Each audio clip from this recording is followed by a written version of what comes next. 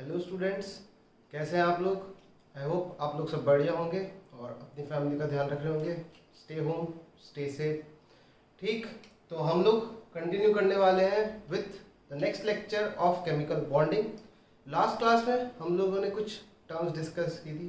पहली चीज़ हमने देखा था वीबीटी क्या ड्रॉबैक्स के साथ थी, मतलब वीबीटी में क्या ड्रॉबैक्स देखने को मिले। ठीक, क्यों हमें हाइब्रिडाइजेशन की ज़रूरत मिली। ठीक, फिर हम लोगों ने देखा हाइब्रिडाइजेशन की बेसिक डेफिनेशन, कुछ पॉइंट्स लिखे थे उससे रिलेटेड। फिर हम लोगों ने स्टार्ट किया था कुछ टर्मिनोलॉजीज जैसे कि सेंट्रल एटम। ठीक, हम लोगों ने देखा था सेंट्रल एटम। फिर हम लोगों ने देखा था जहाँ तक है कोवेलेंसी, आई गेस। ठीक है, हम लोगों ने देखा था कोवेलेंसी। अब हम लोग आते हैं दो टर्म्स और बचती है, that is your coordination number, और फिर बचता है हमारे पास क्या बोलते हैं इसको, सराउंडिंग एटम। दो चीजें। ठीक, चलो हम लोग डिस्कस कर लेते हैं विद नेक्स्ट टर्म। ठीक, that is your third number. और तीसरे नंबर पे हमारे पास आता है, अगर बात करना चाहो तो कोऑर्डिनेशन नंबर। क्या आता है? Coordination number. तो बेसिकली कोऑर्डिनेशन नंबर क्या होता है देखते हैं। ठीक, कोऑर्डिनेशन नंबर क्या होता है। अब जैसे सपोज करो, एग्जांपल से समझते हैं ना, बेसिकली एग्जांपल से समझते हैं। तो हमारे पास है, लेट सपोज करो PCl5। क्या है? PCl5 है। तो हमें बताना है फास्फोरस का कोऑर्डिनेशन नंबर क्या है। क्या है फास्फोरस का कोऑर्डिनेशन नंबर? तो बेसिकली सराउंडिंग के जो एटम है, देखो, अच्छा इससे पहले एक काम करते हैं, चलो ठीक है। ठीक, सराउंडिंग में जितने भी एटम है, सेंट्रल एटम को छोड़ दो, अगर सेंट्रल एटम पता कर लिया तो जो बच गए वो क्या है? Surrounding atom. तो उसको लिखेंगे नहीं हम लोग, जो सेंट्रल एटम है उसको हटा दो तो बच गए सब क्या है? Surrounding atoms. तो basically this is your basically coordination number is not related to coordinate bond. ठीक है, ऐसा कोई कोऑर्डिनेट बॉन्ड से रिलेशन नहीं है।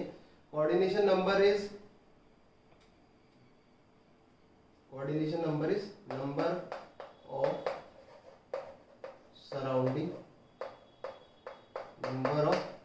surrounding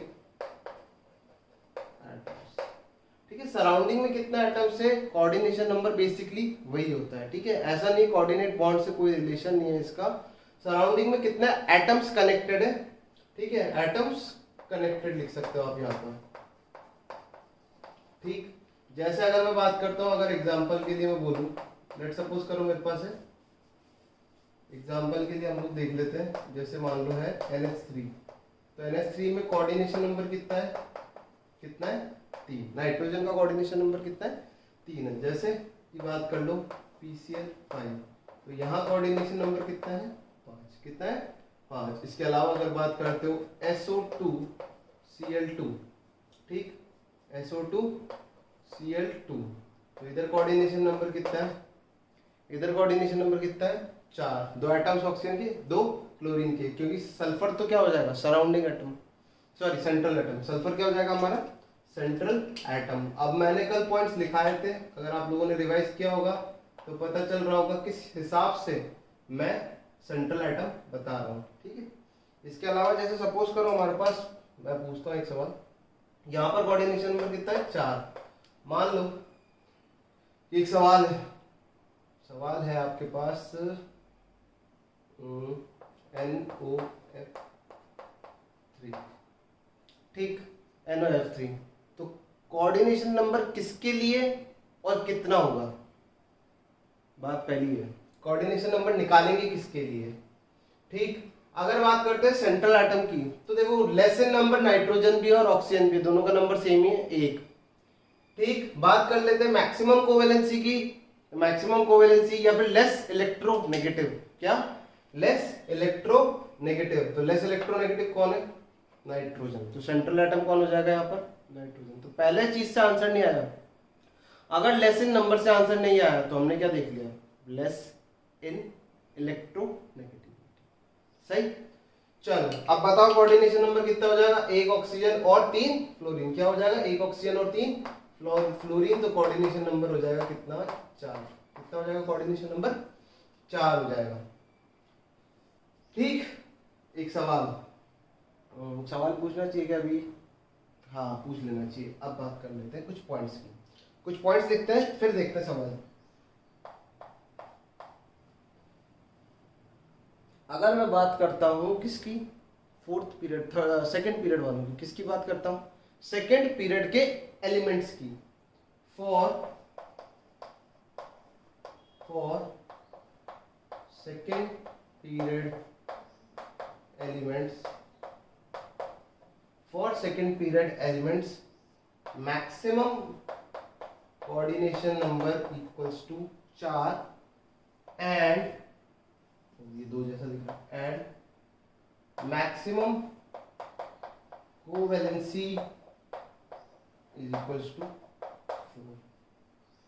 ठीक, सेकंड पीरियड एलिमेंट्स के लिए जो कोऑर्डिनेशन नंबर होता है मैक्सिमम 4 हो सकता है और कोवेलेंसी भी मैक्सिमम कितनी हो सकती है, 4। यानी कि बात करी जाए तो ये लोग max to max 4 covalent bonds बनाएंगे, 4 covalent plus coordinate, max to max. उसमें पाई भी हो सकता है, सिग्मा भी हो सकता है, जो तुम्हें पता हो सकता है, ठीक है। डेल्टा नहीं हो सकता क्योंकि डी ऑर्बिटल नहीं होते हैं। सेकंड पीरियड के लिए कोऑर्डिनेशन नंबर 4 ही क्यों होता है, तो इस सवाल का आंसर है इनका सबशेल, इनका शेल नंबर। देखो n इक्वल्स टू 2 पर, n इक्वल्स टू 2 पर हमारे पास कितने नंबर ऑफ ऑर्बिटल्स होते हैं, एक होता है हमारे पास s और 3 होते क्या, p। अगर चारों में एक एक अनपेड इलेक्ट्रॉन प्रेजेंट भी है, चारों में ही एक एक अनपेड इलेक्ट्रॉन प्रेजेंट भी है, लेट सपोज करो अगर चारों में ही एक एक अनपेड इलेक्ट्रॉन प्रेजेंट है, तब भी कितने बॉन्ड्स बना पाएंगे ये, 1 2 3 4, कितने बना पाएंगे, 4। तो इसलिए इनका मैक्सिमम कोऑर्डिनेशन नंबर क्या होता है, 4 होता है। रीजन क्या है, क्योंकि इनके पास डी ऑर्बिटल जैसा कुछ नहीं होता जिससे ये अपना ऑक्टेट क्या कर पाए, एक्सपेंड कर पाए, क्या कर पाए, ऑक्टेट एक्सपेंड कर पाए। थर्ड पीरियड के बाद से कोऑर्डिनेशन नंबर क्या होने लग जाता है, 6 तक चला जाता है। थर्ड पीरियड के बाद से कोऑर्डिनेशन नंबर कहां तक पॉसिबल होता है, 6 तक। बात समझ में आ गई। और मैक्सिमम कोवेलेंसी भी ऑब्वियसली बढ़ जाएगी, जब कोऑर्डिनेशन नंबर बढ़ा तो कोवेलेंसी मैक्सिमम कितनी होगी, वो भी बढ़ जाएगी। ठीक, जरूरी नहीं है कोऑर्डिनेशन नंबर कोवेलेंसी के बराबर, जरूरी नहीं है कि कोऑर्डिनेशन नंबर कोवेलेंसी के बराबर हो, कहीं किसी केस में बराबर होगा, किसी केस में बराबर नहीं भी हो सकता है, तो ऐसा कोई रूल नहीं है। अभी फिलहाल ये तो एक कंडीशन है कि मैक्सिमम सेकंड नंबर के लिए, ठीक। और इसका रीजन क्या होता है, due to absence of vacant D orbital, due to absence of vacant D orbital. ठीक, इसीलिए एक एनसीईआरटी में क्वेश्चन है कि लिख देता हूं, PCl5 एग्जाम्पल लिख देता हूं, ये कुछ पॉइंट थोड़ी है। एग्जाम्पल है PCl5 exist but NCl5 does not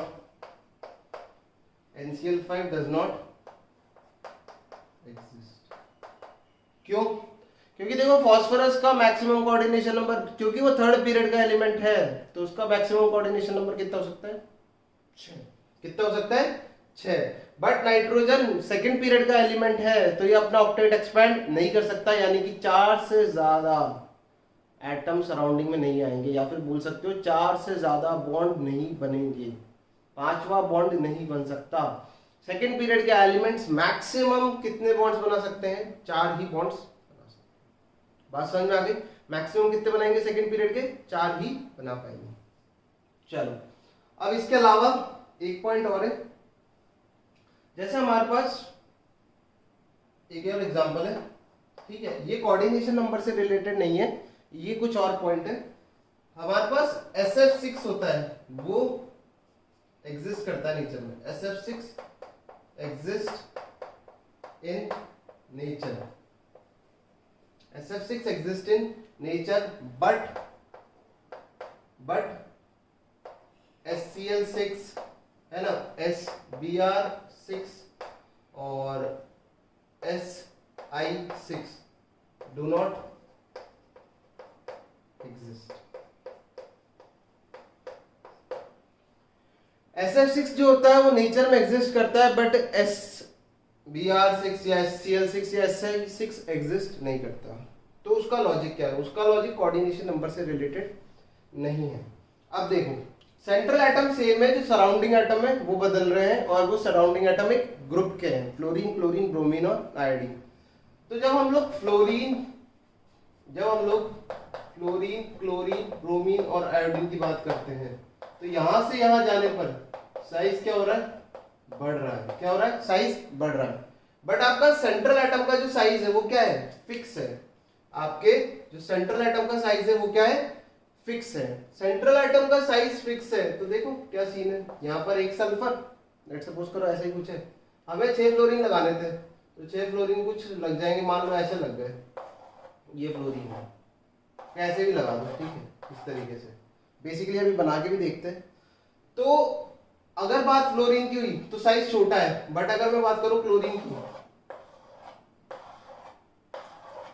size क्या है? बड़ा है। तो छठा जब लगाओगे कुछ इस तरीके से, साइज क्या है? बड़ा है। तो सराउंडिंग एटम का साइज बढ़ने की वजह से यहाँ क्या हो जाता है? रिपल्शन होने लग जाएगा। इन सब के बीच में क्या होगा?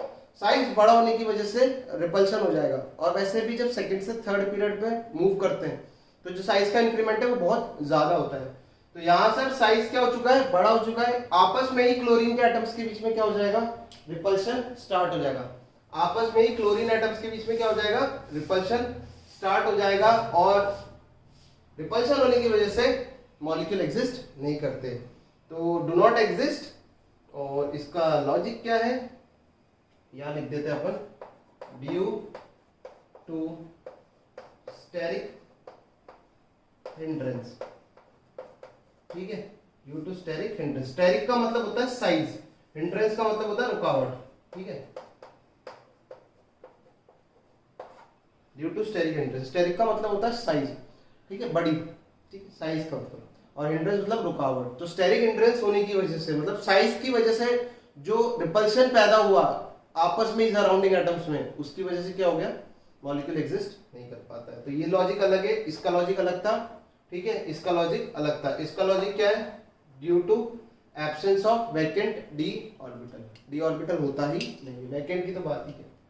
ठीक, चलो, तो यहां पर होता है ड्यू टू स्टेरिक हिंड्रेंस। अब आगे बढ़ते हैं हम लोग। तो ये हो गई हमारे पास कुछ टर्म्स थी जो कि हमें देखनी थी। अब हम लोग आगे चलते हैं, कहाँ? आगे चलते हैं अब टाइप्स ऑफ हाइब्रिडाइजेशन पे। कहाँ चलते हैं? अब हम लोग आगे चलते हैं टाइप्स ऑफ हाइब्रिडाइजेशन।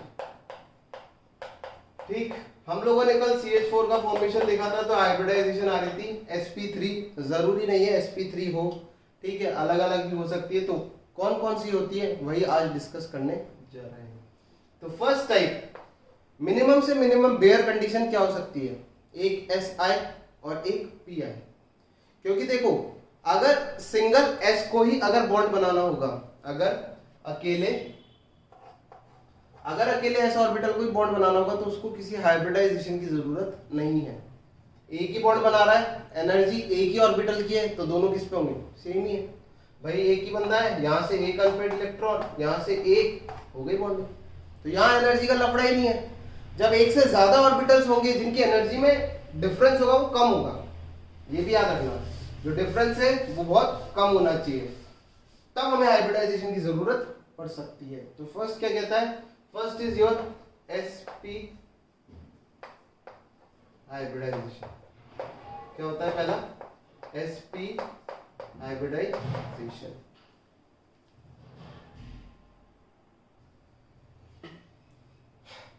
तो देखो, हम लोग बात कर रहे थे sp हाइब्रिडाइजेशन की। किसकी? sp हाइब्रिडाइजेशन की। तो चलो देखते हैं कैसे बनती होगी। ऑब्वियसली एक ऐसा आएगा और ऐसे एक ही आ सकता है, दिमाग में लगाना, क्योंकि s में एक ही ऑर्बिटल होता है ना। तो ऐसे एक ही आएगा। अब p के पास ऑप्शन है, p के पास क्या है? ऑप्शन है। क्या क्या ऑप्शन है समझना। ऑप्शन इन द सेंस, हमारे पास px भी आ सकता है, या फिर s प्लस py भी आ सकता है, या फिर कौन आ सकता है? s plus pz। क्यों? क्योंकि तीनों की एनर्जी क्या होती है? सेम होती है। ये चीज अपन पहले भी देख चुके हैं कि तीनों की एनर्जी क्या होती है, सेम होती है, तो तीनों में से कोई भी आ सकता है। इस तरीके से बन जाएगा क्या, sp हाइब्रिडाइजेशन। क्या बन जाएगा, sp हाइब्रिडाइजेशन। एग्जांपल ले लेते हैं अपन, फॉर एग्जांपल कंसिडर BeCl2। ठीक, हम लोग देखते हैं BeCl2 की बात। तो अगर बात करते हैं BeCl2 की, तो सेंट्रल एटम कौन हो गया, जो नंबर में कम होगा, जो नंबर में कम होगा। तो बेरिलियम का अगर मैं कॉन्फ़िगरेशन लिखूं, ठीक, अगर मैं बेरिलियम का कॉन्फ़िगरेशन लिखता हूं तो बेरिलियम होता है 1s2 2s2। कितना होता है, 1s2 2s2।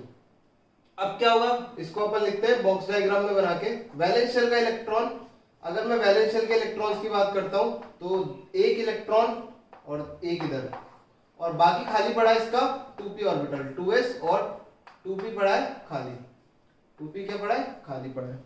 अब अपने को बॉन्ड्स कितने बनाने, देखो बॉन्ड्स कितने बनाने, दो। बॉन्ड्स कितने बनाने, दो। तो अनपेयर्ड इलेक्ट्रॉन भी कितने चाहिए, हाँ, दो। बात समझ में आ गई, क्योंकि अगर मैं एक से ही बनाना चाहूं तो फिर पॉसिबल नहीं होगा। तो मुझे दो बॉन्ड्स बनाने हैं, यानी कि सराउंडिंग में कितने एटम्स है, बात सराउंडिंग के एटम्स की है। सराउंडिंग में कितने एटम्स है, दो है, तो मुझे कितने अनपेयर्ड इलेक्ट्रॉन चाहिए, दो चाहिए। चलो तो कर लेते हैं, Be को कहां पहुंचाते हैं, बेरिलियम अभी अपनी ग्राउंड स्टेट में, इसको लिख सकता हूं बेरिलियम, ठीक, ये है आपकी ग्राउंड स्टेट। अब हमें बेरिलियम को कहां पहुंचाना है, हमें बेरिलियम को पहुंचाना है, हाँ कहां पहुंचाना है, उसकी एक्साइटेड स्टेट में। कहां पहुंचाना है, उसकी एक्साइटेड स्टेट में। क्यों, ताकि एक और अनपेयर्ड इलेक्ट्रॉन क्रिएट हो जाए, एक वैकेंसी और क्रिएट हो जाए। तो ये लो, और यहां पर एक ये रहा, आ गया, हो गया। तो this is your again 2s and this is your 2p, कुछ भी मान लेंगे अपन, तो ये अपन 2p है, ठीक है, क्योंकि हम लोग sp(x) या sp(y) या sp(z) नहीं लिखेंगे। पहली चीज, ऐसा मत लिखना कि sp(x), ऐसा कुछ नहीं होता है, क्योंकि sp होगा, p में हमें थोड़ी पता है कौन सा वाला ऑर्बिटल होगा, p में तो तीनों में से कोई भी हो सकता है, तो हम p लिखेंगे। अब क्या होगा, कुछ नहीं, ये दोनों क्या कर जाएंगे, कंबाइन कर जाएंगे ये दोनों ऑर्बिटल, और हमें देखने को मिल जाएगी कौन सी हाइब्रिडाइजेशन, sp हाइब्रिडाइजेशन। और sp की जो एनर्जी होगी दो ऑर्बिटल्स की, वो क्या होगी,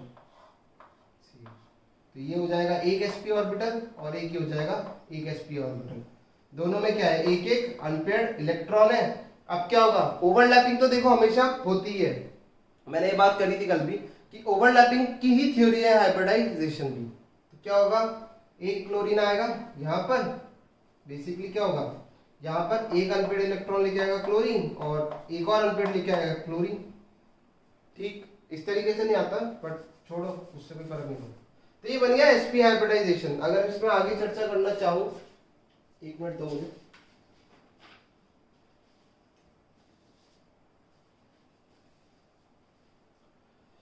चलो देखो, ये बन गया आपका sp हाइब्रिडाइजेशन। अब इसका शेप बना लेते हैं, ठीक, क्योंकि VBD का यही एक ड्रॉबैक रहा था, क्या, कि वो ज्योमेट्री नहीं समझा पाया था मॉलिक्यूल्स की, कि मॉलिक्यूल्स की ज्योमेट्री कैसी होती है। तो हम लोग इस चीज को एक्सप्लेन करेंगे किससे, हाइब्रिडाइजेशन से। किससे, हाइब्रिडाइजेशन से। तो देखो बेरिलियम कैसा है, एक सेंट्रल एटम है, तो अब देखना कैसी फोटो दिखेगी sp की। अगर मैं बात करता हूं sp, s और p मिलके कैसा दिखेगा, तो ये रहा एक s और ये रहा एक p ऑर्बिटल, कोई सा भी ले लो, आपकी इच्छा है। तो ये दोनों मिक्स करेंगे, क्या करेंगे, मिक्स हो जाएंगे। मिक्स होने की वजह से क्या होता है, इसका फोटो कुछ इस तरीके से हो जाएगा,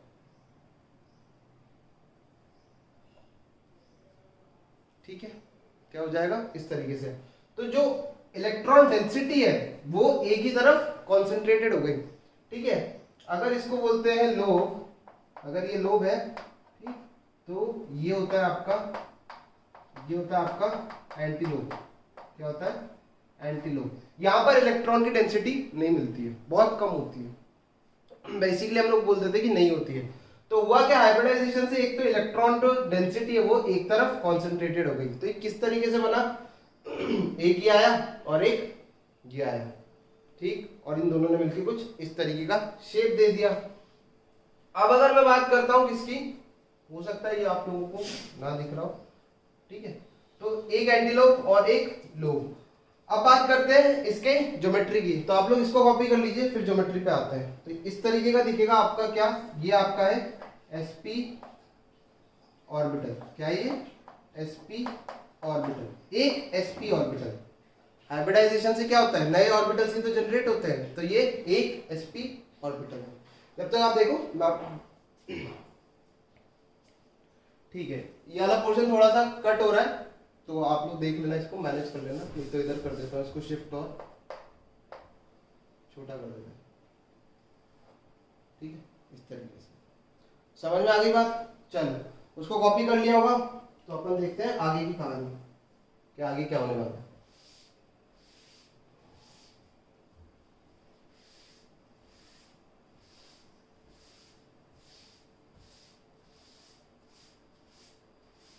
अब अगर आपको वेक्टर्स पता हो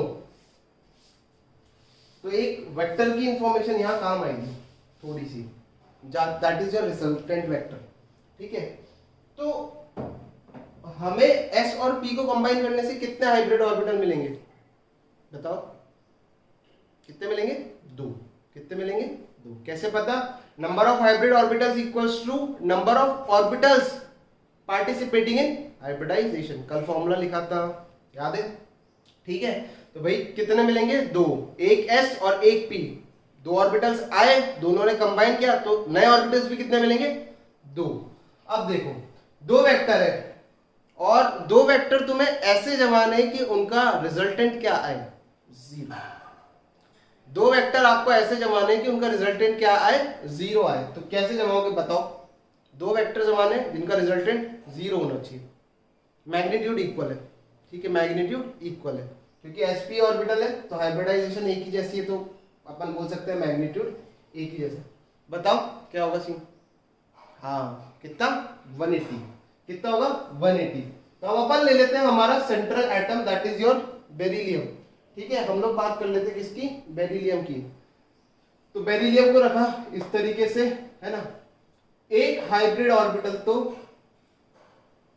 इस तरफ होगा, एक हो गया ये, और दूसरा वाला कैसा होगा, दूसरा वाला जस्ट इसके 180 डिग्री पे होगा। किस पे होगा, 180 डिग्री, ये दूसरा वाला होगा इसके 180 डिग्री पे। थोड़ा सा साइज का मिसमैच है, बस वो समझ लेना तुम लोग, ठीक। अब समझना, अब हमें क्या लाना है, क्लोरीन। तो क्लोरीन तो हाइब्रिडाइजेशन शो नहीं करेगा, क्लोरीन तो हाइब्रिडाइजेशन शो नहीं करेगा, वो लाएगा अपनी प्योर ऑर्बिटल्स। क्या लाएगा, प्योर एटॉमिक ऑर्बिटल्स। थोड़ा सा इसको बड़ा कर लेते हैं, प्योर एटॉमिक ऑर्बिटल्स। तो 2 इलेक्ट्रॉन यहां पर, एक बेरिलियम का एक क्लोरीन का, है ना, और जो दूसरा क्लोरीन होगा वो यहां होगा, फिर से भाई। तो क्लोरीन के केस में हाइब्रिडाइजेशन नहीं होगी, क्योंकि वो एक सराउंडिंग एटम है। हाइब्रिडाइजेशन सिर्फ सेंट्रल एटम को ही करनी पड़ती है, जो ज्यादा नंबर ऑफ बॉन्ड्स बनाने वाला है, ठीक। तो ये शेप हो गई, इसको अपन बोलते हैं, इस ज्योमेट्री को, जो ये ज्योमेट्री आई है, ठीक है, ये शेप नहीं, फिलहाल के लिए ज्योमेट्री बोलेंगे। और ये ज्योमेट्री होती है कैसी, लीनियर। कैसी होती है, लीनियर। एक पॉइंट ये लिया, एक पॉइंट ये लिया, एक पॉइंट ये लिया, तीनों को कनेक्ट कर दिया, सिंगल लाइन है, तो अपन बोल सकते हैं लीनियर। कैसा है, लीनियर, ठीक। चलो, इससे रिलेटेड कुछ और काम, इसके अलावा हम लोग देख सकते हैं एक और जगह होता है, CO2 में भी होता है। अब एक चीज बता देता हूं, जो हाइब्रिडाइजेशन के लिए अपन ने एक्साइटेशन की एनर्जी दी है, यहां पर जो एक्साइटेड स्टेट में लेके गए हैं, तो ये काम अपने आप होता है, हमें नहीं करना पड़ता। हाइब्रिडाइजेशन के लिए जो एक्साइटेशन होता है वो अपने आप होता है, इसको हमें नहीं करना पड़ता, ठीक है, ये अपने आप होता है ऑटोमेटिकली, हमें एनर्जी अलग से नहीं देनी पड़ती। तो ये होती है लीनियर ज्योमेट्री। अगर बात करते हैं एक और एग्जांपल की, तो अगेन एक और example, that is your CO2, ठीक है, ये इंपॉर्टेंट है, CO2। तो समझना क्या होगा, CO2 कार्बन ही होगा हमारा, क्या समझ में आई, क्या होगा, कार्बन ही क्या होगा हमारा, कार्बन ही क्या होगा हमारा, हाँ, सेंट्रल एटम। कौन होगा, सेंट्रल एटम। कार्बन की बात कर लेते हैं एक बार, तो बहुत बार देख चुके कॉन्फ़िगरेशन, तो अब तो याद हो जाना चाहिए। 1s2 2s2 2p2, 1s2 2s2 2p2। और कार्बन को ले जाते हैं हम एक्साइटेड स्टेट के अंदर ही, फाइनल बात ही करूंगा मैं, एक्साइटेड स्टेट में ले जाऊंगा। तो अगर एक्साइटेड स्टेट में ले गया तो एक इलेक्ट्रॉन यहां और 3 यहां पर। हमें ऑक्सीजन कितने लाने हैं? 2। तो फिर 4 अनपेड इलेक्ट्रॉन क्यों क्रिएट किया? किसी के पास लॉजिक है कि हमें तो 2 ही ऑक्सीजन लाने हैं, बट हमने 4 अनपेड इलेक्ट्रॉन क्यों क्रिएट किए?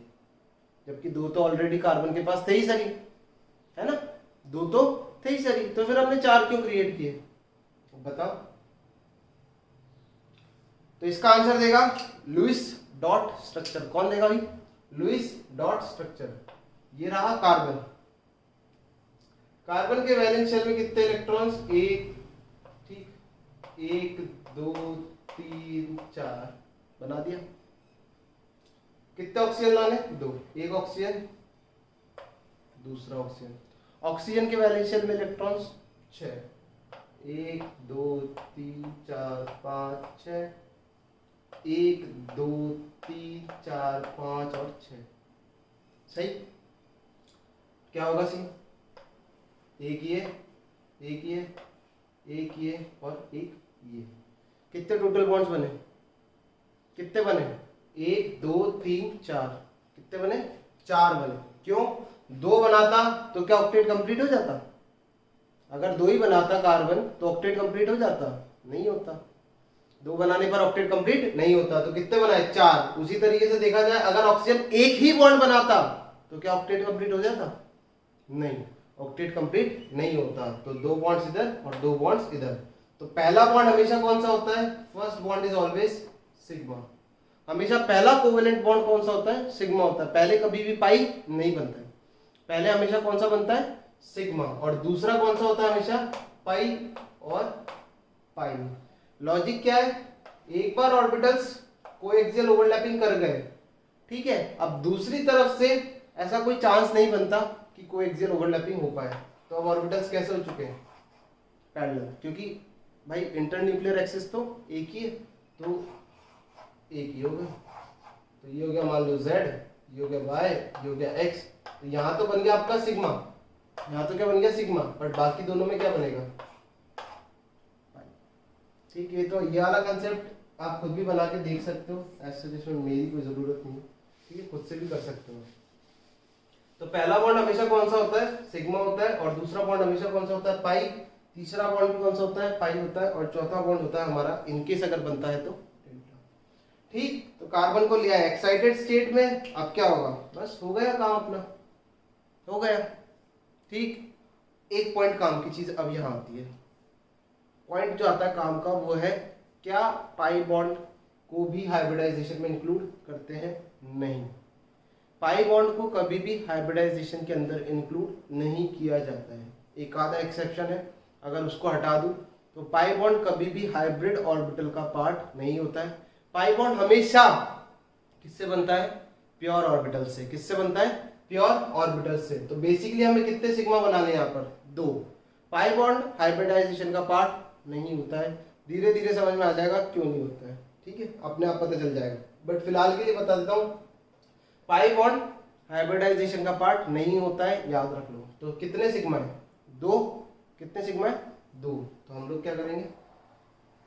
कंबाइन कर दिया, और कौन सी हाइब्रिडाइजेशन आ जाएगी यहाँ पर? अगेन फिर से वही, क्योंकि 2 ही सिग्मा बनाने हैं, तो कौन सी हाइब्रिडाइजेशन? sp hybridisation. कौन सी हाइब्रिडाइजेशन? sp hybridisation. चलो बनाते हैं, क्या सीन रहा होगा कार्बन का, तो समझना। पूरा कंप्लीट ऑर्बिटल डायग्राम बना के दिखा देता हूँ आपको। तो कार्बन को रखा बीच में, तो एक हाइब्रिड ऑर्बिटल तो कुछ इस तरीके से बन गया, ठीक, ज्यादा ही लंबी हो गई, ठीक। दूसरा हाइब्रिड ऑर्बिटल कुछ इस तरीके का बन जाएगा, बना दिया, ठीक। एक अनपेड इलेक्ट्रॉन इधर और एक अनपेड इलेक्ट्रॉन यहाँ पर, और एक कृपया करना इन दोनों को कंबाइन करके मत लिख देना, दोनों अलग अलग चीज़ें हैं, ठीक है। दो अलग अलग ऑर्बिटल है, एक ही नहीं है। कुछ महानुभव हो सकता है कुछ कर दें। अब ऑक्सीजन आएगा तो ऑक्सीजन के लिए तो कोई हाइब्रिडाइजेशन की नीड नहीं है, तो वो तो क्या करेगा, अपना लाएगा प्योर एटॉमिक ऑर्बिटल। क्या लाएगा, प्योर ऑर्बिटल लाएगा, ठीक। तो यहाँ पर टोटल कितने इलेक्ट्रॉन हो जाएंगे, 2 तो यहाँ हो जाएंगे, ठीक। इसी तरीके से यहाँ पर भी ऑक्सीजन इस तरीके का ही काम करेगा कुछ, ठीक है, ऑक्सीजन। और यहाँ पर भी 2 अनपेयर्ड इलेक्ट्रॉन, कितने हो गए, 2 अनपेयर्ड इलेक्ट्रॉन। अब बचते हैं क्या, पाई। अब बचते हैं पाई। अब समझना पाई के लिए हम लोग क्यों हाइब्रिडाइजेशन का इस्तेमाल नहीं करते। पाई बॉन्ड बनता है किससे, किससे बनता है, पैरेलल ओवरलैपिंग से। किससे बनता है, साइडवेज ओवरलैपिंग से। तो ऑक्सीजन का एक ऑर्बिटल इस तरीके का, ठीक, इसमें एक अनपेयर्ड इलेक्ट्रॉन, ठीक है, इसमें एक अनपेयर्ड इलेक्ट्रॉन हो गया। बात करते हैं इसके बाद कार्बन की, तो कार्बन हो जाएगा हमारे पास इसी तरीके से। इस ऑक्सीजन की बात कर लेते हैं, देखिए हो गया एक अनपेयर्ड इलेक्ट्रॉन इधर। कार्बन क्या करना है, कार्बन, तो कार्बन के पास अब कितने ऑर्बिटल्स बच रहे हैं टोटल, इसको ऐसा मत बनाओ, सॉरी ये वाला ऐसे नहीं बनेगा, ये वाला इस तरीके से नहीं बनेगा, वो भी बताता हूँ क्यों, ठीक है, क्या समझना। तो कार्बन के पास टोटल कितने ऑर्बिटल्स बचते हैं, 2, कितने बचते हैं, 2। अब 2 कौन कौन से हो सकते हैं, तो एक इसके पास मान लो ये px चला गया, लेट सपोज करो इस sp के अंदर चला गया s प्लस px, तो बचा कौन कौन सा, बचा अपने पास py और pz, ठीक। मान लो ये ऑक्सीजन का क्या है, py है, तो कार्बन को भी क्या लाना पड़ेगा पाई बॉन्ड बनाने के लिए, py, क्या लाना पड़ेगा, py,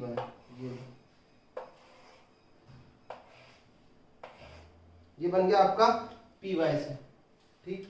इसको एक ही कलर दे देते तो सही रहता, इसको भी ग्रीन कर देते। ये लो, ये दोनों py लेके आ गए हम, और क्या बना लिया हमने, ये कौन सा py और ये भी py, ये भी py है हमारा और ये भी py, तो बन गया एक पाई बॉन्ड। अब समझना कार्बन के पास दूसरा ऑर्बिटल कौन सा खाली है, pz, कौन सा खाली है, pz, तो क्या उसको ऐसे ही बना दूं, नहीं, इसीलिए मैंने उसको ऐसा नहीं बनाया था, क्योंकि जो pz होगा वो कैसा होगा,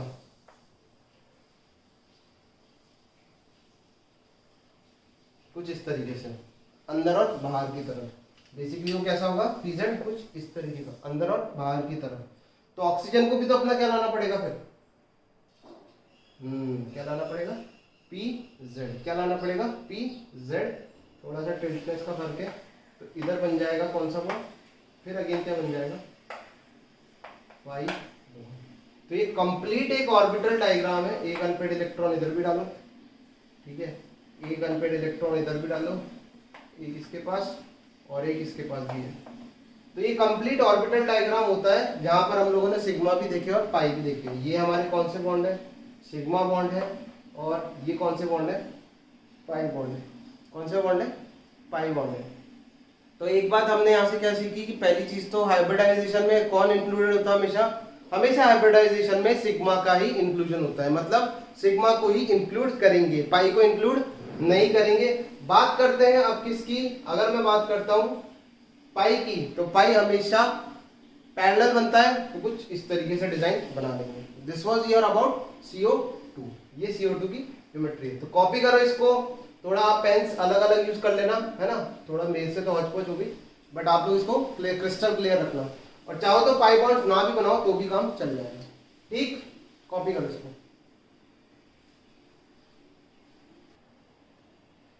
तो आप लोगों ने कॉपी कर लिया होगा। चलो अब आती है नेक्स्ट टाइप की hybridisation, that is your sp2 hybridisation. कौन सी, sp2 हाइब्रिडाइजेशन। तो पहले बेसिक बात कर लेते हैं कि sp2 बना किससे होगा, ठीक है, किससे बना होगा sp2, पहले ये बात कर लेते हैं। तो देखो S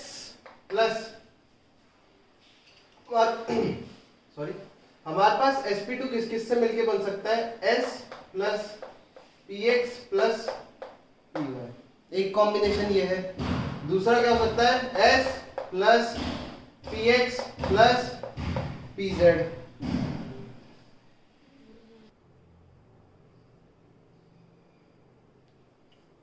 चलो देखो, तो एक पॉसिबल कॉम्बिनेशन ये हो सकता है, एक और पॉसिबल कॉम्बिनेशन कौन सा हो सकता था, pz प्लस py। तो यार ये तीनों, कोई भी इन तीनों में से कॉम्बिनेशन हो सकता है, क्योंकि p का जो ऑर्बिटल्स की एनर्जी वो सेम होती है, तो तीनों में से कोई भी पार्टिसिपेट कर सकते हैं।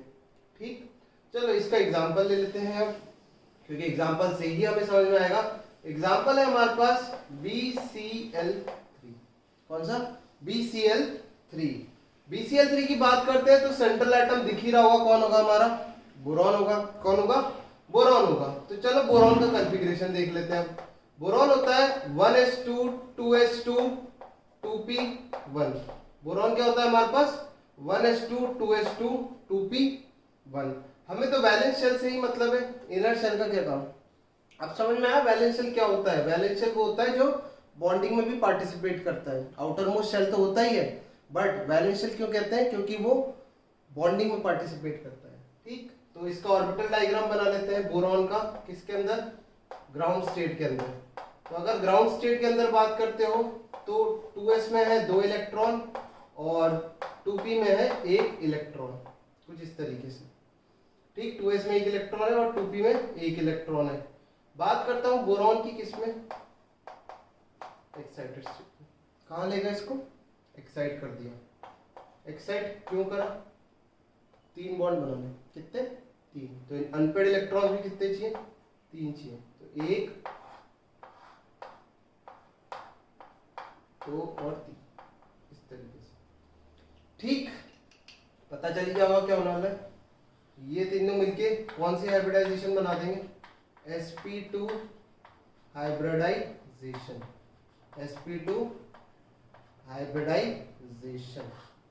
ठीक, इन्होंने क्या बना दिया, sp2 हाइब्रिडाइजेशन। तो अपने पास sp2 हाइब्रिडाइजेशन आ चुकी है। तो फोटो देख लेते हैं कैसा दिखेगा। अब बात आती है, वापस से फिजिक्स लगा लो। 3 वेक्टर्स है, क्या है, 3 वेक्टर्स है। तीनों को इस हिसाब से जमाना है कि बॉन्ड क्या बोलते हैं, जो नेट रिजल्टेंट है वो क्या आ जाए, 0 आ जाए। जो नेट रिजल्टेंट है वो क्या आ जाए, 0 आ जाए। तो ज्योमेट्री कैसी दिखेगी बता सकते हो, कैसी होगी ज्योमेट्री। देखो, अगर बात करते हैं ज्योमेट्री की, तो यहां रख दिया बोरॉन। तो 3 वेक्टर्स जमाने हैं, नेट रिजल्टेंट क्या होना चाहिए, 0 होना चाहिए। तो एंगल क्या हो जाएगा हमारे पास, 120। क्या हो जाएगा, 120, 120 डिग्री। तो एक ऑर्बिटल तो ये रहा।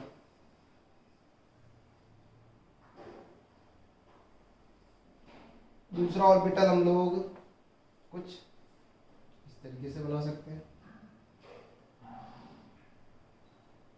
ठीक, और तीसरा ऑर्बिटल कैसा हो जाएगा,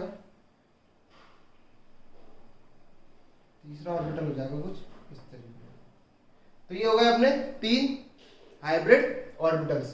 तीनों कौन है, लिख देता हूं, this is also your sp2, ये भी भाई साहब sp2 है, और ये भी कौन सा है, sp2।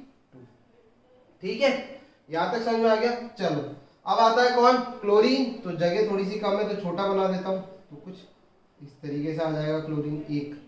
तो यहाँ हो जाएगा 1, 2 अनपेड इलेक्ट्रॉन इधर, फिर आता है क्लोरीन इधर, ये हो जाएगा हमारे पास इधर। ठीक है, थोड़ा जगह की कमी है इसीलिए। और 1 आ जाएगा हमारा इधर, कुछ इस तरीके से। तो होप सो ये वाला चीज आपको दिख नहीं रही होगी, तो मैं इसको इधर बना देता हूँ एक बार, नहीं तो आप समझ गए होंगे क्या होगा। यहाँ पर एक क्लोरीन नीचे बना हुआ है तो विजिबल नहीं होगा, स्टिल इस तरीके से अरेंजमेंट हो जाएगा। ठीक है, सीधे कर लेना, एक ऐसा और एक ऐसा। तो ये ज्योमेट्री क्या होती है, ये होता है ट्राइगोनल, क्या होता है, ट्राइगोनल प्लेनर। क्या होता है, ट्राइगोनल प्लेनर, मतलब ट्रायंगुलर प्लेनर भी बोल सकते हो आप। ट्राइगोनल मतलब 3, प्लेनर क्योंकि ये एक ही प्लेन के अंदर लाई करेंगे। ये जितने भी सिग्मा है ये सारे के सारे एक ही प्लेन के अंदर लाई करेंगे। नीचे वाला बनाने के लिए जस्ट इसका कॉपी मार देना, डायरेक्शन नीचे कर देना, इतना सा काम है। ठीक, जस्ट इसका कॉपी करना है, नीचे वाले में ऐसा कुछ खास नहीं है। तो ये हो जाता है ट्राइगोनल प्लेनर हाइब्रिडाइजेशन हो जाती है sp2। अब देखो अगर बात करता हूँ sp2 की, तो sp2 दिखेगा कैसा खुद, ये तो हमने बना लिया, ये तो ऐसा दिखेगा। अभी हम लोग कंपैरिजन करेंगे sp sp2 और sp3 में, उधर से हम लोग कुछ रिजल्ट निकालेंगे। तो यहाँ मारो इसको कॉपी और चलते हैं आगे। ठीक है, इसको कॉपी मारते हैं और हम लोग चलते हैं आगे की तरफ। आगे बढ़ते हैं अगली हाइब्रिडाइजेशन पे। अगर इसका एग्जाम्पल देखना हो तो इसका एक और एग्जाम्पल हो सकता है हमारे पास BCl3 के अलावा BH3 भी हो सकता है। ठीक है, BH3 भी हो सकता है, और भी हो सकते हैं, देखते हैं। BH3 हो जाएगा, और BH3 के अलावा हमारे पास BF3 भी हो जाएगा। ठीक है, तो हैलोजन सारे लगा सकते हो, कोई फर्क नहीं पड़ता। और अगर सेंट्रल एटम बदलना हो तो CH3+ कार्बोकेटाइन होता है, CH3+, तो एक एग्जांपल वो भी होता है। चलो अगली हाइब्रिडाइजेशन आती है, नेक्स्ट इज योर sp3, जिसके लिए हम लोग एक बार एग्जांपल कर भी चुके हैं। sp3 हाइब्रिडाइजेशन, ठीक, sp3 हाइब्रिडाइजेशन। तो sp3 CH4 का फॉर्मेशन कर चुके हैं, है ना, CH4 का फॉर्मेशन कर चुके हैं। तो वापस से उसी का देख लेते हैं, क्योंकि उसी के बारे में बात कर सकते हैं। चलो CH4 ले लो वापस से। तो कार्बन होता है हमारे पास, मैं इसका डायरेक्ट बॉक्स डायग्राम बना रहा हूँ वैलेंस शेल का। तो वैलेंस शेल की अगर मैं बात करता हूँ, ठीक है, कार्बन और वैलेंस शेल बनाते हैं सीधे।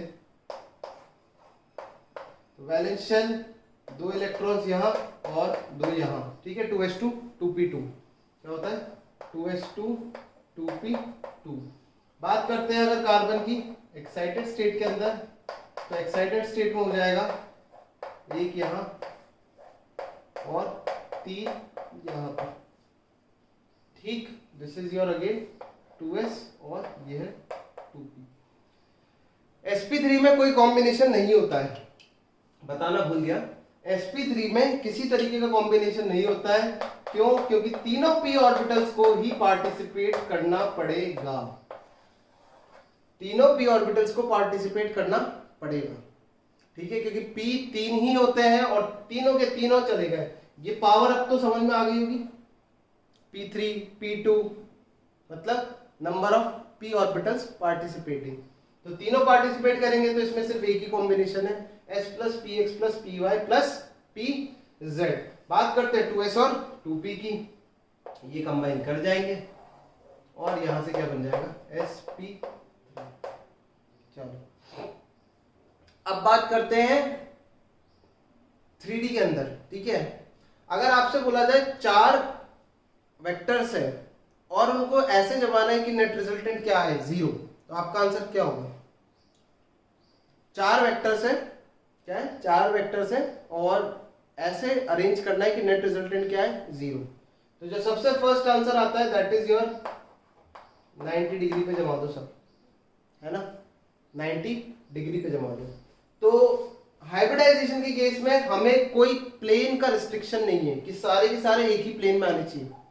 पहले के दो हमारे एक ही प्लेन में लाई कर रहे थे, बट ऐसा कोई रिस्ट्रिक्शन नहीं है कि सारे ऑर्बिटल्स एक ही प्लेन में लाई करें। 3D में भी हो सकता है, जो ज्योमेट्री है वो 2D में भी होती है और 3D में भी होती है। तो जो एंगल आता है वो आता है कितना, 109 डिग्री 28 मिनट। इतने एंगल पे अगर आप 4 वेक्टर्स को जमाओगे स्पेस के अंदर, स्पेस मतलब 3D में, तो जो नेट रिजल्टेंट आएगा वो क्या आ जाएगा उनका 0। क्या आ जाएगा 0। तो कैसा दिखता है टेट्राहेड्रल, समझते हैं। तो ये रहा कार्बन इस तरीके से, ये लो, ये एक और ये आपका एक और ऑर्बिटल। तो दिया आपका कार्बन था, तो 4 ऑर्बिटल्स ये रहे, तो चारों के पास एक एक अनपेड इलेक्ट्रॉन, ये रहा क्योंकि हाइड्रोजन तो क्या लाएगा, 1s ही लाएगा। 1 2 3 और 4, तो ये आ गए आपके 4 हाइड्रोजन। यहाँ पर आपको 4 हाइड्रोजन मिल जाएंगे। यहाँ करा दी पेयरिंग, ठीक है, ठीक है। इलेक्ट्रॉन्स की क्या हो गई, शेयरिंग हो चुकी। तो ये बन गई कौन सी हाइब्रिडाइजेशन, sp3। और जो ज्योमेट्री निकल के आती है, ठीक, जो ज्योमेट्री निकल के आती है वो आती है हमारी टेट्राहेड्रल। कौन सी आती है, टेट्राहेड्रल। टेट्राहेड्रल का मतलब होता है 4 फेस, टोटल 4 फेस होनी चाहिए, ठीक है। तो अगर मैं इसको सिंपल बना के दिखाऊं, ठीक है, थोड़ा सा सिंपल बना के दिखाऊं, carbon hydrogen hydrogen hydrogen hydrogen. अब समझना, अगर इसका हम लोग 3D व्यू देखें तो 3D व्यू कुछ होता है इसका इस तरीके से, ठीक है। ये होता है आपका इसका 3D व्यू, ऐसा कह सकते हो आप। थोड़ा सा अरेंजमेंट और सीधा कर लेते हैं, पॉसिबल नहीं हो पाता है बनाना हाथ से। तो इस तरीके से दिखता है कुछ, एक ये रहा, ठीक है। अपन अगर बात करें तो ये कुछ इस तरीके का होता है टेट्राहेड्रल, ठीक। अगर ऐसा और उसके ऊपर कुछ मैं लगा दूँ, जैसे इस तरीके से बनाया 3 और एक ऊपर की तरफ, तो ये टेट्राहेड्रल होता है। पिरामिड नहीं होता है, ध्यान रखना, ठीक। बट पिरामिड से रिलेट कर सकते हो, एक पिरामिड है, ठीक है। क्या है, पिरामिड। और पिरामिड के ऊपर लगा दो आप, क्या बोलते हैं उसको, एक झंडा लगा दो। पिरामिड के ऊपर आप एक झंडा लगा दो, ट्राइगोनल पिरामिड है और उसके ऊपर लगा दो आप झंडा, तो भी काम कर जाएगा, तो भी सिमिलर ही दिखेगा। चलिए हम लोग आगे बढ़ते हैं अब अगली हाइब्रिडाइजेशन से, क्योंकि अब P हो चुका है खाली। क्या हो चुका है, P हो चुका है खाली, तो सॉरी भर चुका है, सॉरी P हमारा भर चुका है पूरी तरीके से। तो अब कौन बचता है, P भर चुका है हमारा फुल, अब बचता है D। चलो नेक्स्ट हाइब्रिडाइजेशन की तरफ मूव करते हैं, ये कॉपी कर लेना जब तक आप लोग।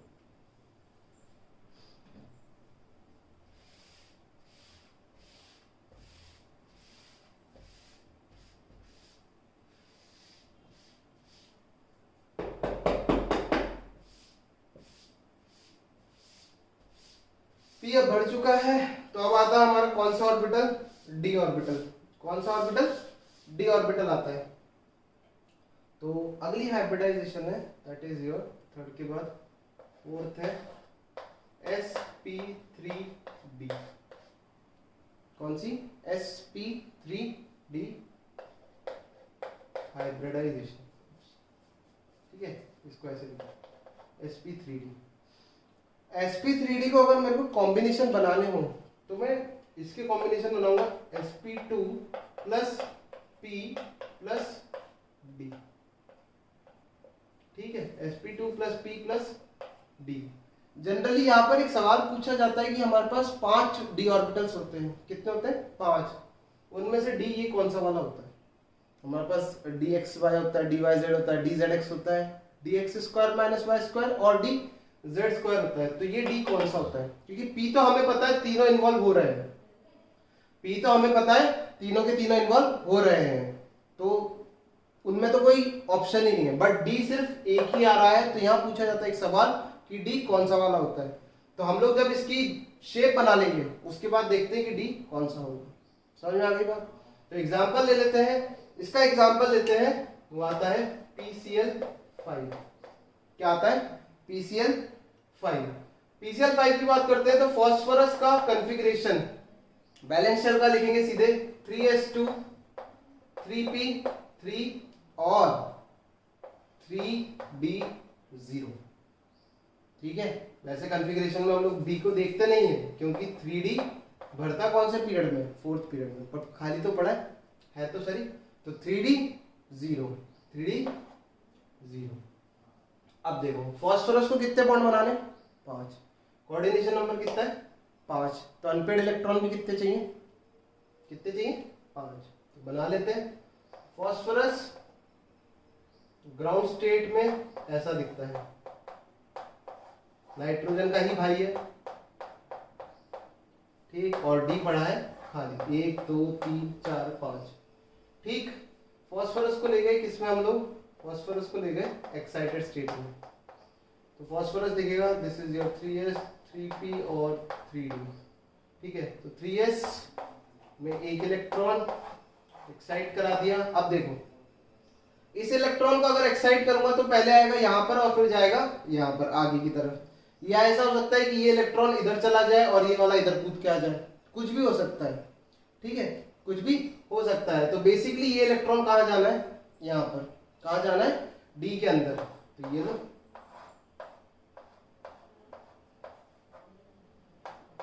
ये लो, कितने हो गए, 1 2 3 4 5। मुझे कितने बॉन्ड बनाने थे, 5, और मुझे अनपेड इलेक्ट्रॉन भी कितने चाहिए थे, 5। तो ये 5 अनपेड इलेक्ट्रॉन आ गए, बस काम हो गया अपना। 3s 3p और 3d पांचों कंबाइन कर जाएंगे और हाइब्रिडाइजेशन बन जाएगी कौन सी, sp3d। कौन सी बन जाएगी, sp3d हाइब्रिडाइजेशन बन जाएगी।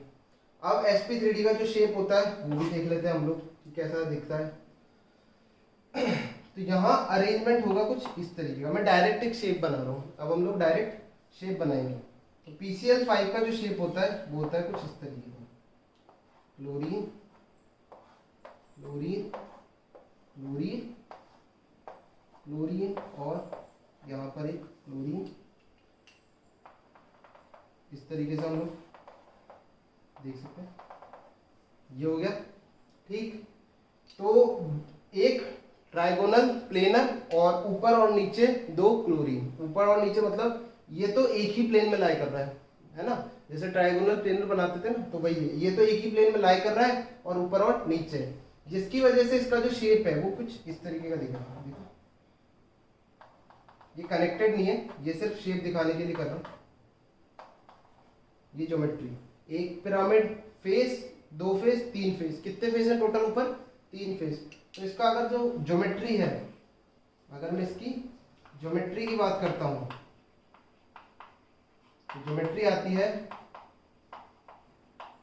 ट्राइगोनल, ठीक है, या तो ट्रायंगुलर भी बोल सकते हो, ट्राइगोनल भी बोल सकते हो, ट्राइगोनल बाय पिरामिडल। क्या, ट्राइगोनल बाय पिरामिडल। कैसे, ये एक ट्राइंगल, ये एक ट्राइंगल और पिरामिड बन रहा है इस तरीके से, बात समझ में आ रही है, पिरामिड बन रहा है। नहीं तो अगर वैसे नहीं समझ पा रहे हो तो कोई भी रैंडम 3 एटम्स पिक कर लो, यहाँ पर ले लो, जैसे B ले लिया, यहाँ A, यहाँ A और यहाँ पर A। अगर आप इनको कनेक्ट करने की सोचते हो या फिर इसको उठा के देखो, बाहर की तरफ खींच लो, क्या होगा, ये बन गया आपका ट्राइगोनल। या फिर इसको भी मैंने थोड़ा तिरछा कर दिया, थोड़ा सीधा करो, इस तरीके से ये हो गया। और यहाँ पर लगा दिया मैंने कोई एटम C, क्या लगा दिया, C। इसको इससे जोड़ो, इसको इससे और इसको इससे, तो यहाँ पर ये 3 फेसेस बन रहे हैं, बेसिकली 3 फेस बन रहे हैं। तो वो किसके फेस है, पिरामिड के। तो क्या बोल सकते हैं, this is your triangular pyramidal, triangular pyramidal. क्योंकि ये पिरामिड कहाँ बनेगा, नीचे भी बनेगा, ऐसा ही पिरामिड नीचे भी बनेगा। तो क्या लिख दिया, ट्राइंगुलर बाय पिरामिडल या ट्राइगोनल बाय पिरामिडल। तो ये होती है एक और ज्योमेट्री। यहाँ पर जो ये वाले बॉन्ड्स हैं जो इस प्लेन के अंदर लाई कर रहे हैं, जो इस प्लेन के अंदर लाई कर रहे हैं, इनको बोलते हैं इक्वेटोरियल बॉन्ड्स। क्या बोलते हैं, इक्वेटोरियल बॉन्ड्स। जो ये वाले बॉन्ड्स है ना, जो इस प्लेन के अंदर लाई कर रहे हैं, इनको बोलते हैं इक्वेटोरियल बॉन्ड्स।